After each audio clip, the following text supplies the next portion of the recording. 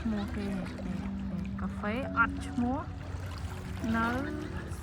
តាពាំងខ្មោចតាពាំងហ្នឹងទឹកគឺឡាលើនៅសមុទ្រដែរគេកំពុងជិះទូកជិះចង់10ជុំមកដឹងជិះទៅអីជិះទៅជិះមកជិះទៅជិះមកជិះទៅជិះមកធ្វើឲ្យទឹកវាទៅជាមានសំឡេងរលកក្លឹបនេះឬអត់ទៅមានអារម្មណ៍ថាដូចយ៉ាងនៅសមុទ្រដែរនេះសមុទ្រសៀមរាបសមុទ្រស្រស់ស្រង់វាសំឡេង